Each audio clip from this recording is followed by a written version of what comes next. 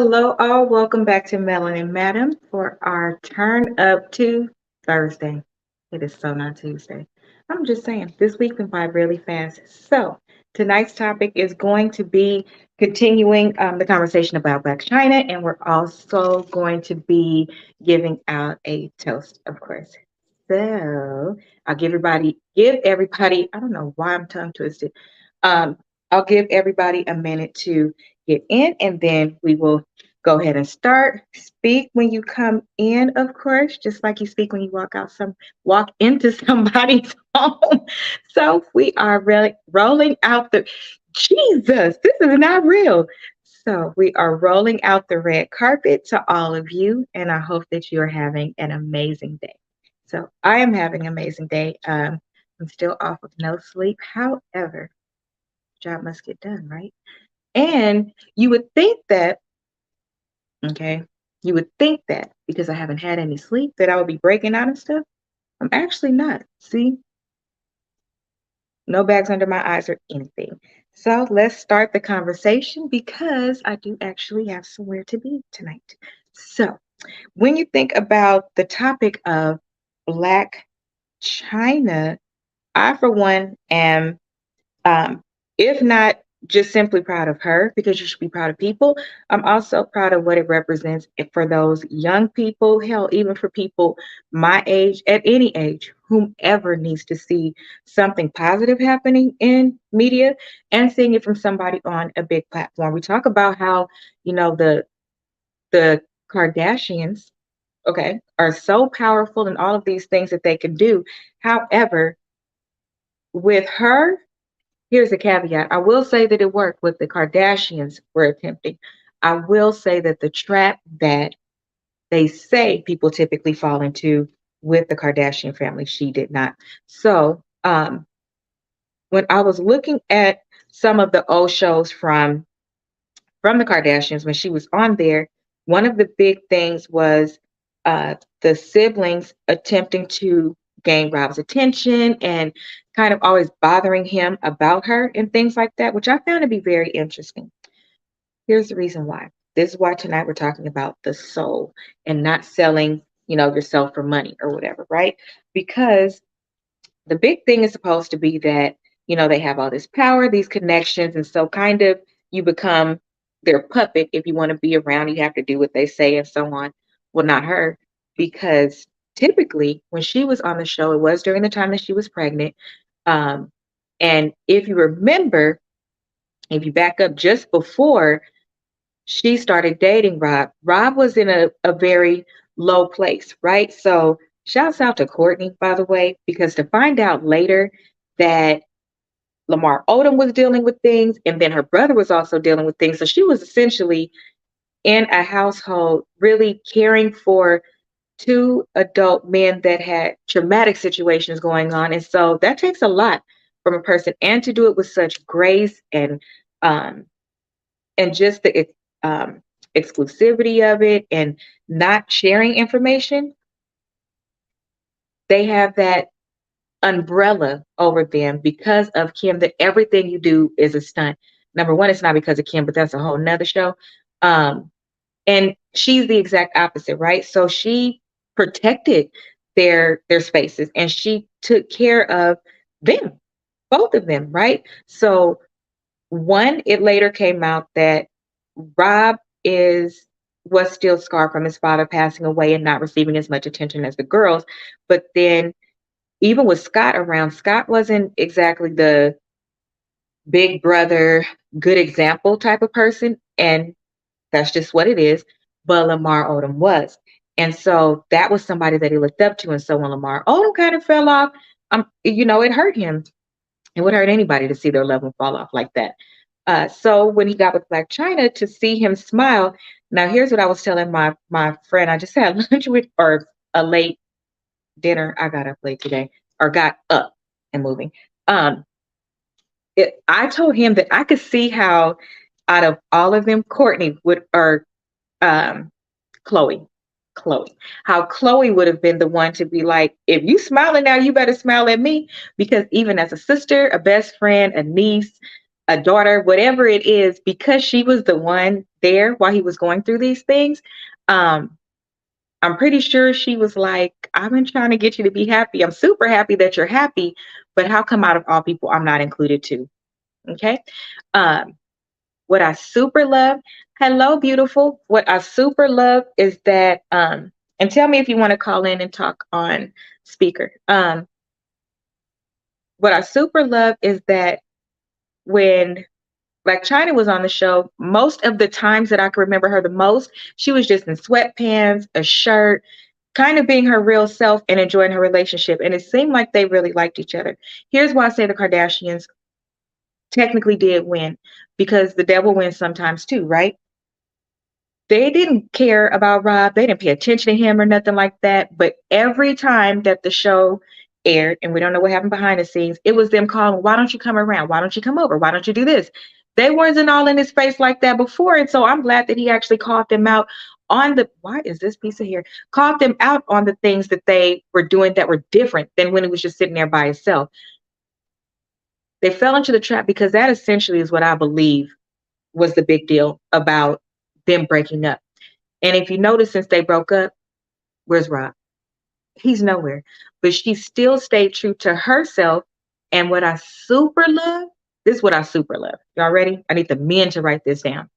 For those of you who don't stand up for your woman, do not put her first, do not put your wife first in situations like this where it is appropriate. You protect the person that's in the right and you correct the person that's in the wrong when it's two people that you love. That's just the way it's supposed to go.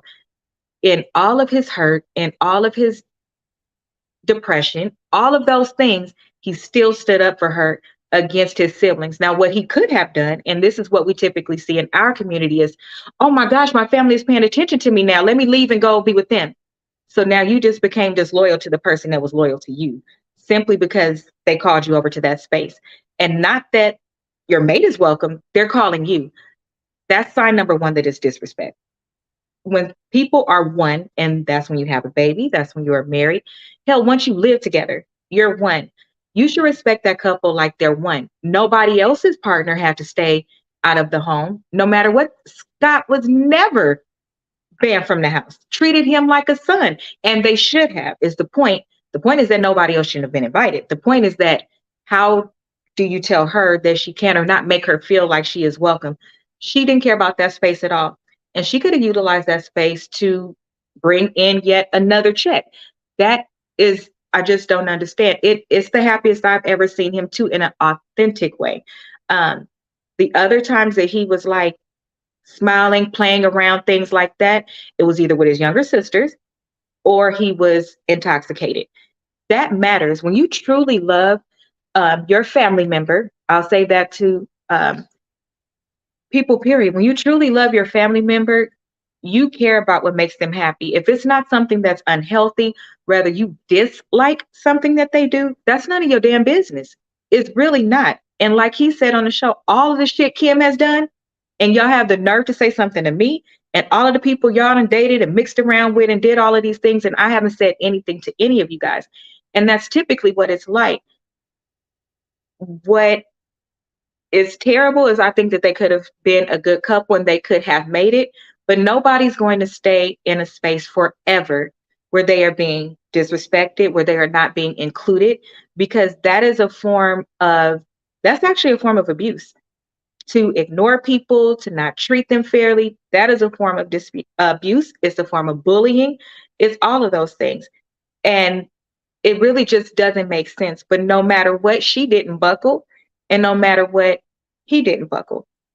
But they knew that putting that energy into that household, whether you buckle or not, is going to cause some friction, because the partner that's family that it's not begins to be uncomfortable, because you almost want to tell the partner, it's okay, just go be with your family, and not and go visit, because you don't keep them away from their family, typically people like that, in a way that's, I'll sacrifice myself because I actually want to see you happy. And so if that's what's making you happy right now, go ahead and do it. What I've learned in my later years is that that's something that I won't say.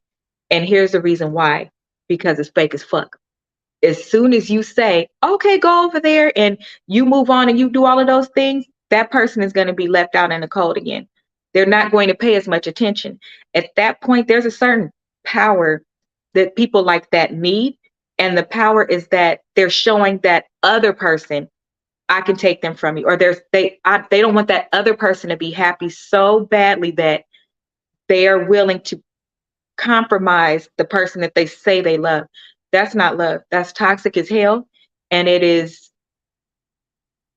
a lot to me. Um, in Black families, in minority families, actually, in minority families. Yeah, it is. And it's usually the mother. In this case, it wasn't.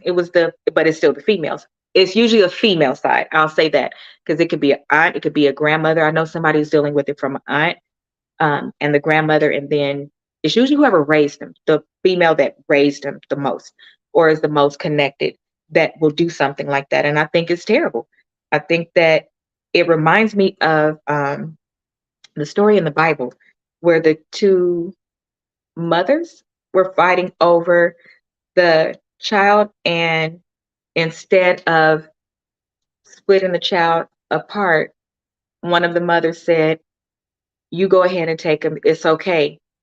And that's the one that was given the child, because we talk about this authentic love, this pure love, this real love. When you truly love somebody, you don't want to see them hurt. You don't. And so if there's anything that you can do to help that, you will. um I wonder what those conversations were like. It probably, I wonder if Blac Chyna did let it go for that reason. Either way, she didn't sell her soul, because most people would have bowed down. Knowing the type of connections that you could have forever, what type of position that it would put you in, you wouldn't have to worry about nothing for the rest of your life. The Kardashian and Jenner name, that name holds major weight. And the only person that I've seen reject them and get to stay around or still be sought after is Beyonce. Beyonce don't want to kick it with Kim. I mean, really, Kim, did you think that was going to happen? There go that people having kids again or getting married and thinking, oh, now I can do this. You be who you are. You're still who you are.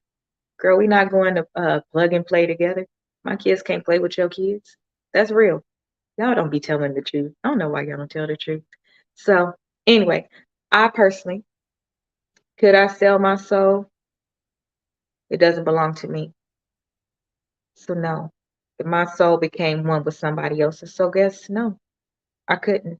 Um, if that were me in that situation, would I voluntarily let my husband go? No, I wouldn't. Because you don't get true, authentic love over and over. You don't. And so, if she did make a sacrifice for that reason, who's to say she's ever going to find love like that again? Because that man still tried. So as the Kardashian show continued, it was different points. It was different points on there where he still, looked out for her. He still tried to talk to her, be there for her. That's what leads me to believe it was her that walked away versus him walking away. And that's not an easy decision. It's not for me, I will say that it's not an easy decision. It wouldn't be for me. Um, some people, is it an easy decision, even though it still hurts? Yes, it is. Just like divorce. Just like divorce. Just because the woman files the most doesn't mean she wants to file.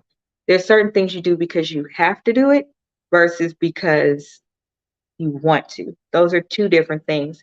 I really don't understand why people don't get that.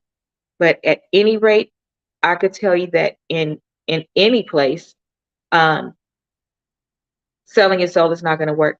The other person that attempted to shut things down, and bless his heart, I don't know if it was because he thought because he was tall and like manly and masculine and put his foot down that Kim was going to stop doing what she was going to do. But Chris, what did they stay married for 72 hours? They went through and had a big, elaborate wedding. And they weren't dating that long anyway. Hell, he knew who she was.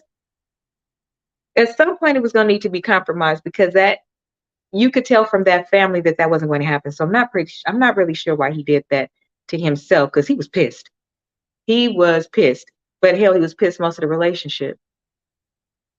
Is that selling your soul too? That might be a form of selling your soul. I think he was trying to be the one man that was just able to do it, and he wasn't. Go figure.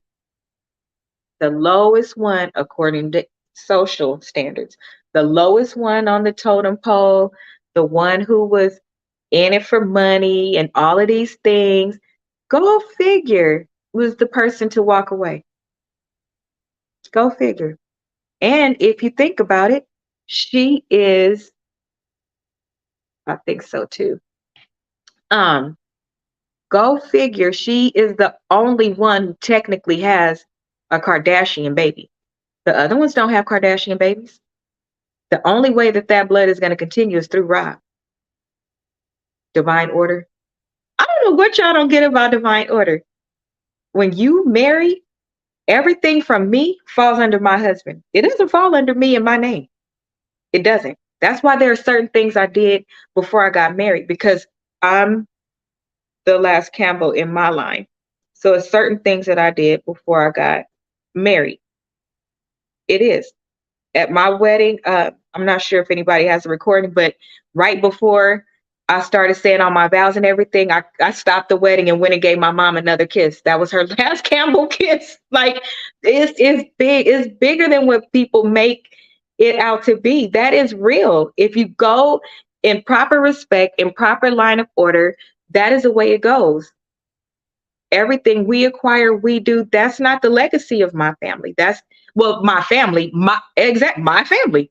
My family would be that now.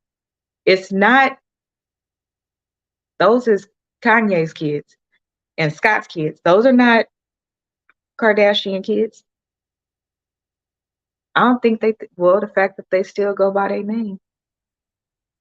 But hell, I still go by my name and I got enough good sense to know that that's not the reality. That's not the structure. Hmm. I don't know, child. But I could tell you one thing. Uh, no, people don't respect that order anymore, but they pray to God every day, all day.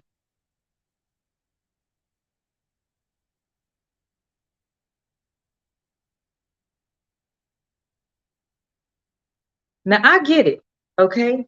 God knows our heart, takes care of fools and babies, and we're human. We gonna make mistakes. That don't fall under none of them. It don't. We use that for everything as a damn blanket statement. Some things are just say the real answer because the real answer is only between you and God, and He knows you're not a fool. He knows you understand. He knows you just being defiant. Meanwhile, your kid been on punishment for 32 times this year because you're trying to tell them why they not listening. Well, they not listening because you don't listen. I'm just saying that that's the reality. No, you don't follow no type of order, but you got married in a church with a pastor. Or I don't care if you got married on top of your head. As long if you got married with the words God and all of that in your vows, at some point we have to hold honor to something that you do because we can't keep walking around saying that we're loyal, we're good people, all of those things because I've mentioned this before and I mentioned it because hearing it for me was like, oh shit, let me like reevaluate. I love reevaluating. I love to say it, but then when it's time to do it, I'm like, oh God, this is so uncomfortable. Um, it's easy to be a good person to people that it's easy to be a good person to. It's easy to be calm with the person who doesn't make you mad. It's easy to give to a person that doesn't need it. All of those things are easy. So if you think that because you have a nonprofit, you're a good person, doesn't matter. If you think that because you went and got a degree that you're a smart person, doesn't make you smart. If you think that because you birthed the baby that you're a parent, doesn't make you a parent. It means that you were I mean, if we got sperm donors, then we could probably have housing units. I don't know. Um, until I'm trying to tell you, I tell you only because I'm sharing my experience. Once certain things started to come to me, and I really thank God for not bombarding me with them because I had a lot. Um, but as they came, I started just thinking about different things like, is that what that meant? Or, oh, I get it. Just, it's okay. And then you change what you can. And change don't mean the next day you're never going to do it again. Change means the next time you'll be aware so you can start practicing how to be better and implementing it as fast as you can. The reason why I say as fast as you can is because the faster you implement it, the less time that you have to be uncomfortable in it, right? It's for you. It really is for you. And then all of these blessings that feel good to you will come. So it's not always money. It's not always so evident, but when it comes, it comes. Just like when karma comes, you know, dang, it is because I did that. I knew that was going to happen. It's like a flash comes and shows you, right? It's the same thing when you're doing well. He sends you different signs. He does. And different things happen for you. And you truly start to realize, dang, waking up and my soul is at peace. That does matter. Or before I had insomnia, there was a period I had insomnia because I was so angry. I was so angry that my brain wouldn't turn off on what I wanted to do, what I was going to say, how I was going to get this person back, how I was going to do this, how I was going to do that. And that's what kept my mind going. Now my mind is back to just going with regular things, business, what I want to accomplish in life, just being up praying, being up thinking about how I wish I could twerk, things like that. Uh, but those type of things. And so it feels different. And that's why you'll see somebody that has absolutely nothing. Have you ever seen how happy a homeless person is? They got girlfriends and boyfriends. They got pets. They have music out there. They have a little community within themselves. Have you ever met a homeless person that wanted to be homeless? They do not want to have anything.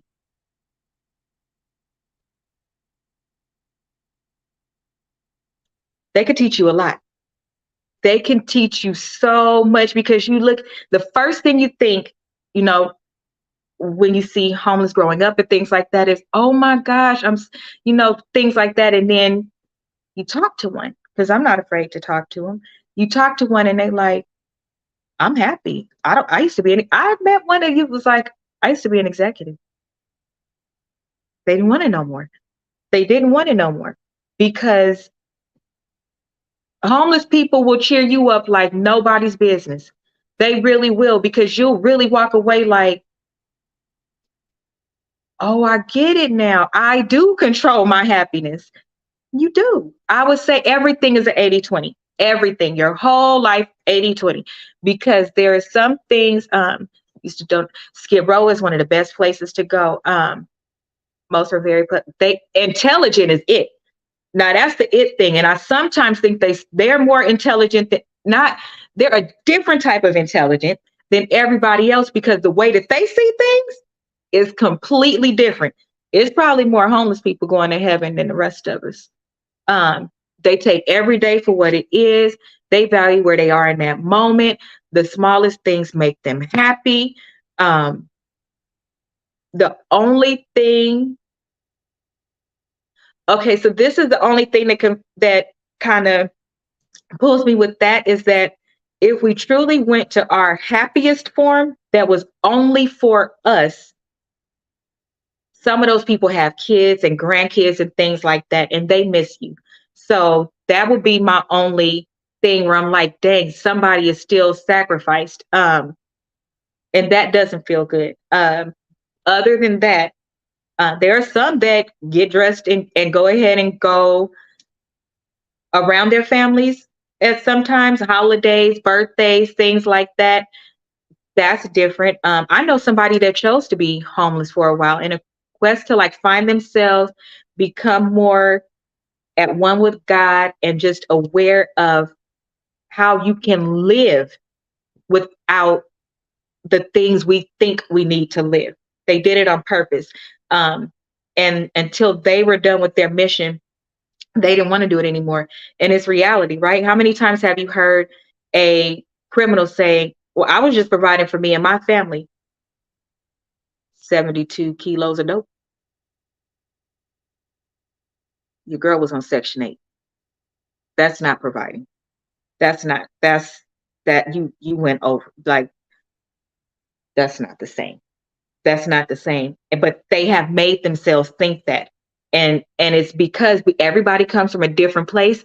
When you have come from a place where you were hungry as a child and you had no choice, to you in your head, you want your child, some people, to have every single thing because you're making up for you, you're making up for your brothers and sisters, you're making up, you just don't want it to happen. The only thing with that one is when you get hit, if you don't plan right, you get hit. You get what I'm saying? So, but that's why it's important to have compassion for everybody, because you don't know where somebody's triggers are and what their things are. Those are just some of the things that I think about. Let's get Rosie, see families go donate to that one tent. Oh, and then let her go back home. Oh, okay. Okay. I saw one on White Underbelly, a show that is a guy, his name is Mark, and he goes down on Skid Row and does interviews with different people. And it was one guy who had he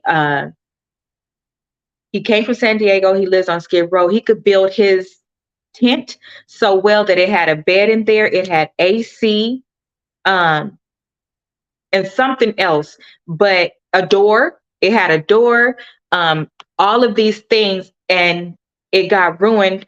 His yeah, it had what the guy, his got messed up. So when his got messed up, he went back to San Diego. He used to be in architecture or something like that. That's how he could build it. But he went back to San Diego and stayed with his daughter for a bit until he built another one and came back still. So he was like, I'll just keep rebuilding them, because Mark was like, well, what are you going to do if they keep taking it apart? And he was like, I'm going to keep rebuilding another one.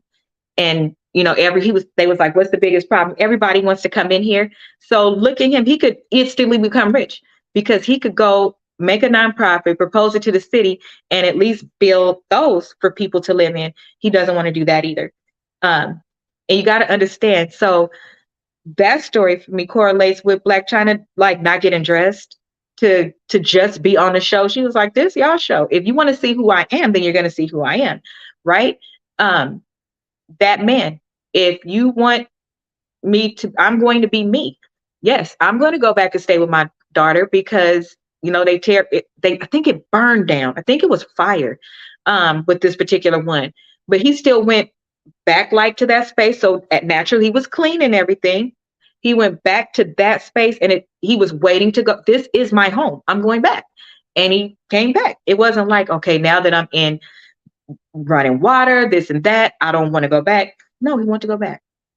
Everybody is not looking to have what everybody else has and what everybody else thinks is normal. And it's not for us to say what those things are outside of what is healthy. Is it unsafe for them to be out there? Yeah, but it's unsafe for me every time I turn on my car. More car accidents happen, right? So if we think about things in their purest form with real numbers and not the way the commercials, because remember, commercials started before social media. Yeah, before those things started to tell us to be scared, because they did. As children, we didn't fear things. I grew up and it would be drive-bys. I lay on the floor, finish playing my game, get back up, or we go in the house, drive-by, come back out, or somebody tried to kidnap me coming from school. Yeah, I just ran back to the school, called my mama, went back home. Guy came into my apartment, tried to kidnap me. It was me and my god brother both times. I simply ran in the house. Yeah, okay, is he gone? Because I want to go back outside. Like, your life just keeps going. And a lot of us have stories to tell, but look where we are today. But then look at some of the things that make you the happiest, right? So I'll close with, I went to lunch with my friend today, and I got catfish in 2 sides, and then I wanted to try these different egg roll type of things or whatever. So the friend is like, "Do you want anything else?" And I was like, "No." Um, my appetite's been strange. I still have all my food, but I was like, And the friend was like, "Isn't that like the best?" He was like, "If you had more time, you could have went here, here, and here." And I was like, "I really wish you did." I said, "Just to be clear, like when I tell y'all, oh, I'm happy that I'm in a good position, that's what I'm mostly talking about, is that I can go buy stuff like that. Like when I go to the checkout stand, I like to get 5 different types of gum. Now we all know I have 180 packs of gum. That's what I like to do. Do what you like to do. And if you'll pay attention, you'll find that the smallest things is where your true happiness is. Your soul is not for sale. That's why your soul is not at rest when you're not doing as well as you can, right? Peace is very expensive, but you're the one who pays for it, sets the price tag, and all of those things.